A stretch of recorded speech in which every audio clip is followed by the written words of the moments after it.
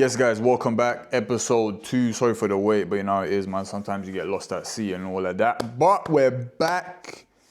Episode 2 is an interesting one. On the first episode, we were trying to find some parallels between the One Piece world and the real world that we live in. If you go have a look at that video, you'll see we found hella parallels. You know what I'm saying? Obviously, some we reached for. We grabbed them though. I'll be real, we grabbed them. Some were reached for, but they were grabbed as well. But like I say in the video, or in my first or second video, we're just having a laugh here. You know what I mean? We're just having a laugh. It's nothing too serious. But it is quite interesting, I'm not gonna lie. So, this episode, we're going to try and figure out if there are any parallels in the power hierarchy of the One Piece world and the real world. All right. So we're going to compare the positions of power in One Piece world and the real world. All right. I found some cool stuff and I think you'll enjoy it. So let's get into it, man. First off, we are going to look at the One Piece world, okay? Because that one's the easiest to categorize. That's the one we know. We know what's going on there. You know what I'm saying? We, the viewer, know what's going on there. Even if the people in the One Piece world don't really know, we, the viewer, know. So that's what we're going to look at now. We're going to look at that first. So yeah, this is the power hierarchy that I've put down for the One Piece world, okay? I've not included too many images because, to be honest, I just couldn't be bothered to do that. The real world one has more images, but the One Piece one, it's got these, you know what I'm saying? And it doesn't really need more than this, to be honest. And to be honest, I couldn't really find no more to represent the people that I wanted it to represent. I could have just done it long-winded and gone one by one, but I've grouped up a couple of them. Literally only a couple. But so this is the power hierarchy that I've got. At the base, the least powerful of the power hierarchy in One Piece. And by power hierarchy, let me make this clear. What I mean by this is the people in One Piece that run the world. Be it run it well or run it badly, I don't know. That's up for you to decide. But these are the people that run the world. We're looking at the food chain here, the power chain here, all right? Who's at the bottom and who's right at the very top? We'll start at the bottom, okay? The police force. And by police force, I mean the regular feds that you see, the regular police. I'm not going to say feds. I know Americans don't like it when you refer to police officers as feds, so I'm not going to do that. Sorry, guys. The regular police officers that you see walking around the villages and the towns in One Piece, we'll call those the police force because those are the guys that act out the will and the desires of the higher-ups at a ground level. At a level where the people that they are interacting with is your everyday person that, like we discussed in previous videos, doesn't even know what's really going on. You know what I'm saying? They're just, those police officers are just there to catch some criminals, you know what I'm saying? Keep their eyes on anything suspicious because sometimes they might just come across someone who is actually a problem, who could actually do something that the guys that are higher up will not like. Next to the police officers, you got these guys. We'll call it the Navy soldiers.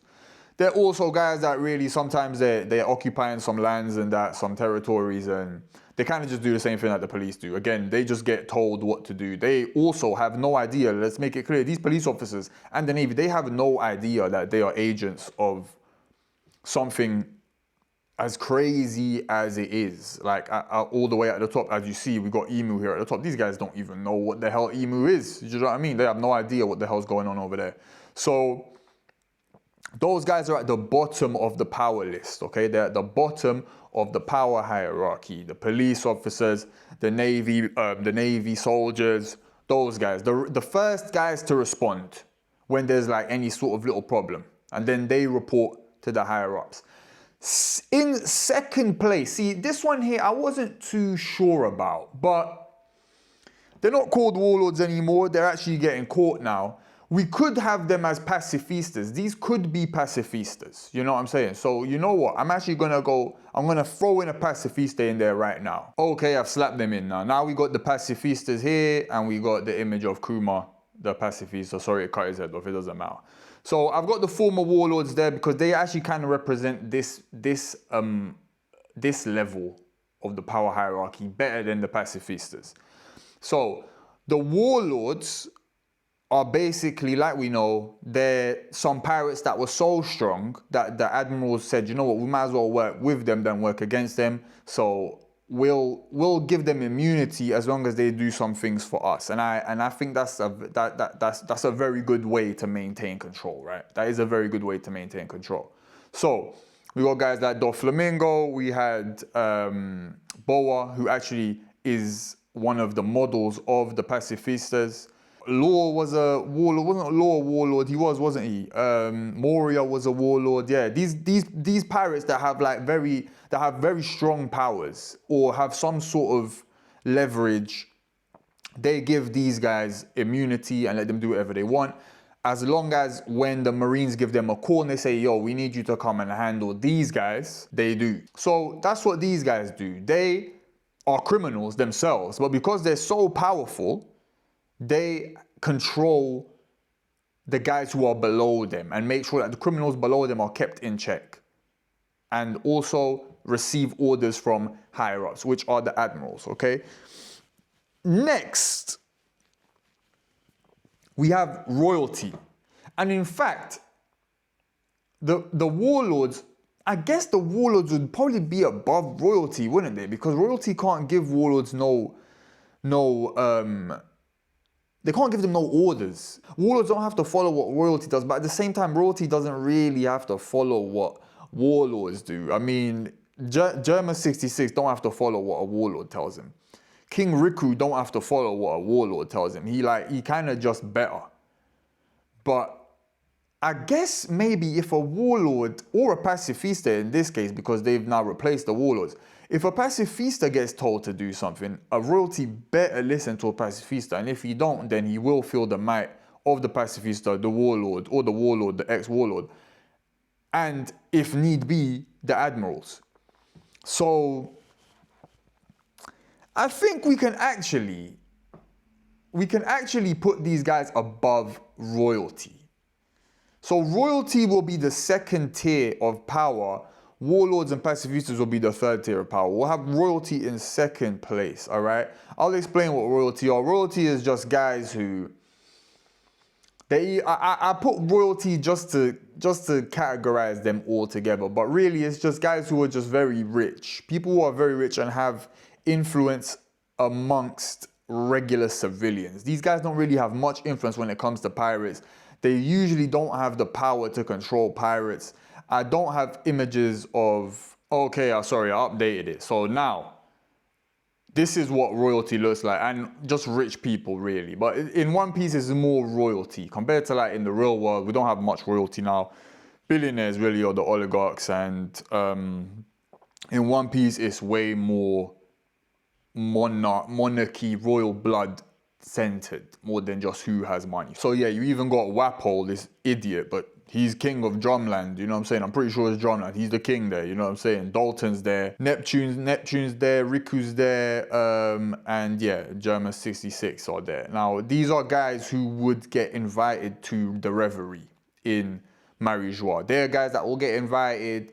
They'll think that they're having some sort of thing, having some sort of word in what really happens, but if they're not with the program, they can get axed immediately. They are not needed. Do you know what I'm saying? They are not needed. If anything, maybe Neptune's needed, but they don't even know why Neptune's needed. You know what I'm saying, at the moment. So yeah, you got the royalty. Again, these guys have no say really over anything other than the people that they rule over, just regular guys. There's nothing that they can choose, that they can, like, they can't enforce their will on anyone other than the people that they govern. And they will 100,000,000% take orders from the people above them unless they want to get licked down. Unless they want the Marines to pull up and say, listen, is it really a problem? Then they better do what they're told. You get me? Before it even takes any other form of authority to come down, the Marines will be like, yo, chill out. I guess I'd assume now that the pacifistas would be the ones doing that. So yeah, we got royalty there in second. Former warlords and pacifistas in third tier of power. Okay, I'm looking at this the wrong way. 1, 2, 3, 4, 5, 6, 7, 8. Okay, so these guys would be at 8, 7, 6th tier of power. This is 6th tier. Okay, now 5th tier. This is where it starts getting techie. All right, this is where it starts getting techie.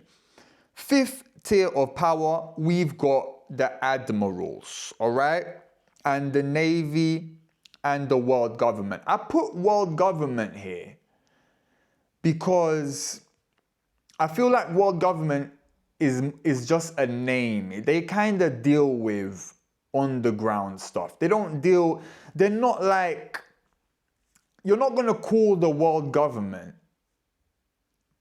to deal with, the world government is kind of like the UN saying something. It's like, oh my God, the UN saying something, but it's kind of just like a symbol of authority. They don't really have much say, and that's why they're here. They're a symbol of authority, really and truly.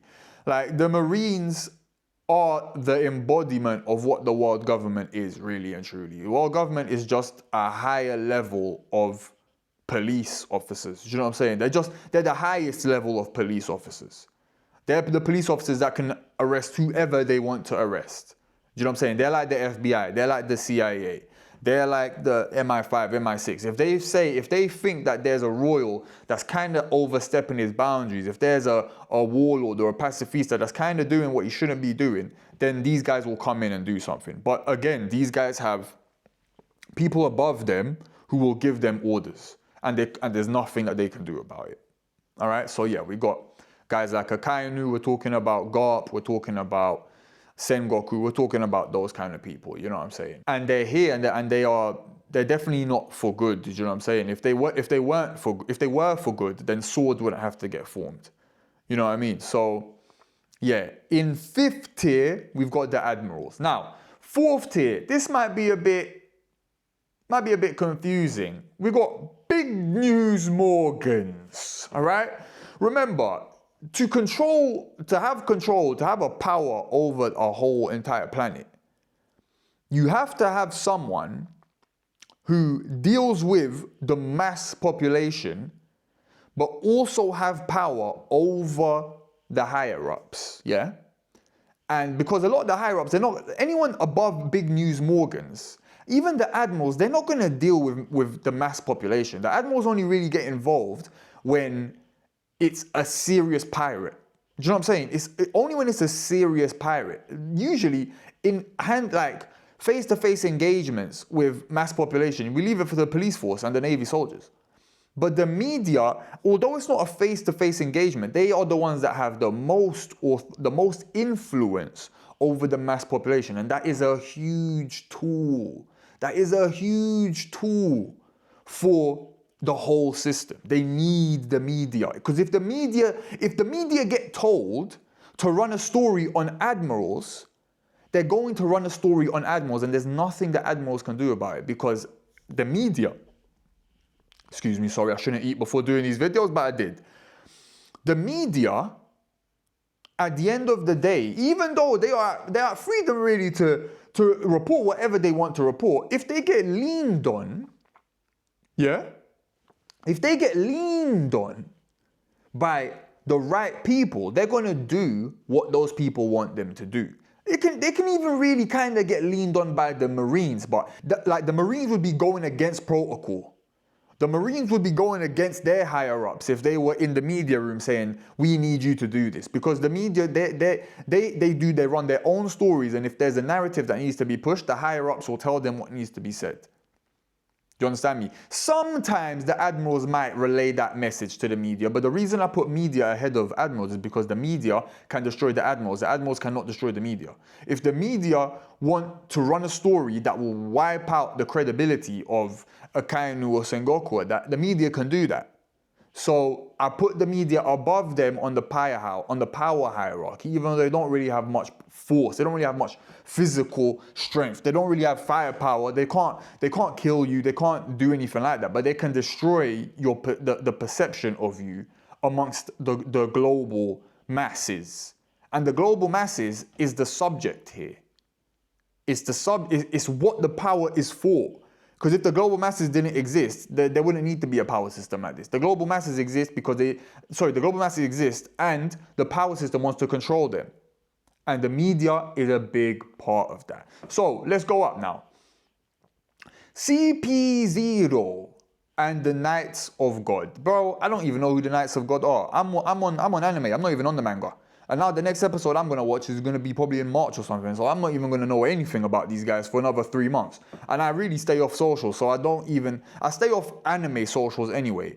Even though now I'm going to start posting on social medias and the clips from the show and that just to boost engagement and stuff. But I don't even know nothing about the Knights of God. I just know that they are soldiers that answer directly to Celestials. If that, I'm not even sure, because they might only answer directly to Imu, because really and truly, if Imu tells them to lick down a Celestial, they're licking down a Celestial. But I'm sure Celestials can tell Knights of God what to do, because Celestials also includes the Gorosei. Yeah, they also include the 5 elders. And if the 5 elders put an order down on the Knights of God, I'm pretty sure they have to follow it. I'm not 100% sure though, because I don't even know how the Knights of God really work. So we also got CP0. CP0 100% are below the Celestials. They can't do anything to the Celestials at all. They can't do nothing to the Celestials. It's maybe almost worth putting the Knights of God up here with the Celestials, but I'm not going to do that. I'm not going to do that because the elders, the Gorosei are above the CP0. So I'm not going to put them on level with that. I'm just gonna basically categorize these guys as I said before that the admirals are. Did I say that the admirals are like MI5 or like MI5 and FBI? They're not really. These guys are the MI5 and the CIAs and the FBIs and the Mossads and all of that. You know what I'm saying? These guys are those people because they get orders from the tippity top. You understand me? If they're following orders, it's coming from the tippity top. They can also lean on media, they can lean on admirals, they won't even chat to these guys. There's no reason for them to ever even come in contact with these guys, really and truly. Well, to be fair, CP0 did come into contact with the pacifistas in Egghead, but that was a whole mad situation. You know, Luffy just fucks everything up, bro, and just makes things happen that aren't supposed to happen. But yeah, these guys ain't really ever supposed to come into contact with even admirals, I'd say, bro. Like CP0 should never even come into contact with admirals. It's you get me? It's like, yeah, I don't think that would even happen, bro. It's like FBI coming into contact with the military. Like there's not much reason for them to ever chat. You know what I mean? So yeah, we'll put the Knights of God and CP0 on the 3rd tier of power. They are 3rd ranked in power. They have power over the media. I'm pretty sure the media will never report on these guys because they're secret service. That's what they are. They're secret service. They're guys that you're not even supposed to know exist. You know what I'm saying? These guys don't exist really and truly. And the media will never write a story on these guys because these guys here at the top, the Celestials and Imu don't want anybody to know that these guys are even moving about. So certain people might know, maybe CP1, CP2, CP3, maybe people have heard about them, but like CP0s and Knights of God, regular people ain't gonna know about that. Media, you're banned, you're not allowed to chat about them.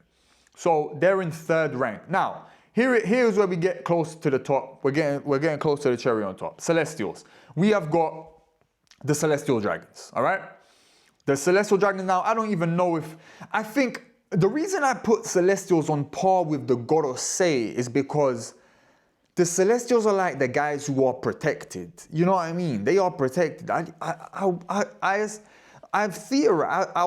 theorize that Imu is a Celestial, just a super powerful one. I don't know. This is fan theory and it's silly because people already know the facts. I just haven't read the manga, like I've said. But this is fan theory. Maybe Imu is a Celestial. Not 100% sure about that. But Celestials are the gods on Earth. You know what I'm saying? They're the ones that everybody knows about. Everyone knows that Celestials exist. And everyone looks at them and they're gods. And no one can tell Celestials nothing. I'm sure if a Celestial tells a CP0 guy to shut up, the CP0 guy got to shut up. And if Knights of God is same level as CP0, then they've got to shut up. Media's got to shut up if Celestials say something. Admiral's got to shut up if Celestials say something. Warlord's got to shut up. Pacifistas now, I'm sure they've been programmed to do whatever a Celestial says. So they've got to shut up. In fact, at the last Reverie, I'm pretty sure it was the last Reverie, they had Kuma doing piggyback, bro. They had Kuma walking on all fours.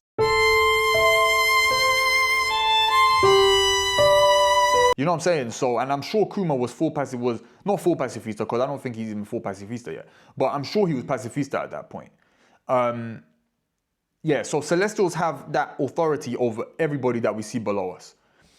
Gorosei now.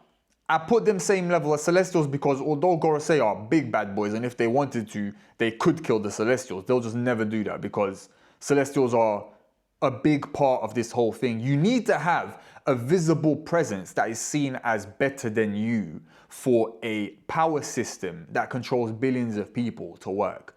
The people who live on ground zero and just go to work every day, they have to believe that there is a race of people that is more powerful than them.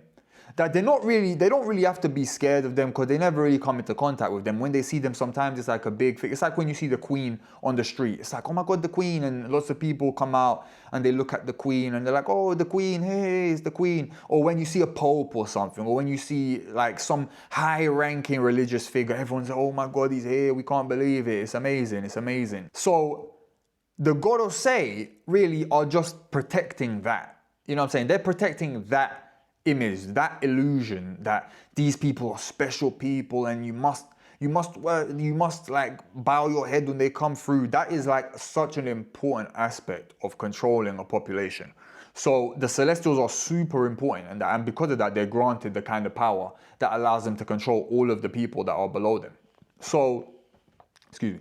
So the Gorosei is going to be levels of Celestials, and the Gorosei got all the same privileges as Celestials. In fact, probably even more privileges than the Celestials, but their level of importance is probably the same. I'd say their level of importance in this power system is probably the same, I would say. Although the Gorosei are you should be more wary of the Gorosei. If the Gorosei pop up, there's a problem.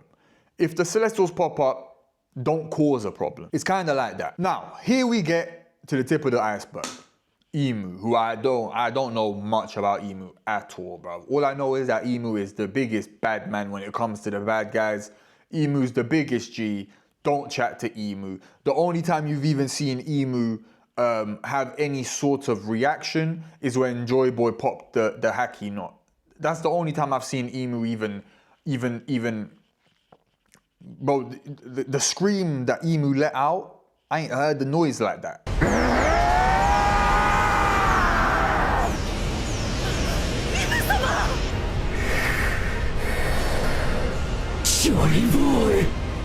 You know what I'm saying? And before that, Imu was climbing the throne. He sat on the throne, bruv. Sat on the throne that no one can sit on, that the bodies piled up to the throne. Imu was there, sat down. No one told him nothing. So Imu's the big bad boy in the One Piece world. That's the person that you gotta lick down. Emu is the source of the imbalance. Emu is the source of the imbalance of evil in the One Piece world. Emu is top of the top. She can stick it on I don't even know what Emu is. He can stick it on everybody below him. If he wants to lick down a Celestial, he'll lick them down. If he wants to lick down a Gorosei, he'll lick them down. I think, in fact, I'm pretty sure he already has licked down a Celestial. I think he licked down this guy, Garcia. I think he licked down Garcia when Garcia failed to do what he should have done at Egghead.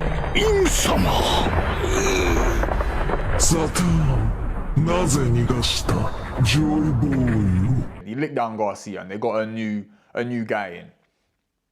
So if Imu wants, and he licked down that Gorosei, bro, he wasn't even in the room. He was somewhere else, and he licked down the Gorosei. So yeah, Imu's at the top. Imu will lick down anybody here. Absolutely anybody here will get licked down. There's no one that can chat to Imu. The only way someone would oppose Imu is if they went on some rebellious thing. But even then, you're getting licked down. Imu's the strongest. There's nothing that you can do about it. Imu's so strong that I'd say maybe these guys know about Imu. most of the warlords won't know about Emu. Most of the admirals won't know about Emu. I'm pretty sure the media don't even know about Emu. You know what I'm saying? That is probably the hallmark of power, not being known. Ironically, that is a hallmark of power. People don't know who you are. You get me? So yeah, I think that wraps up the One Piece power hierarchy. And we can move on to the real world power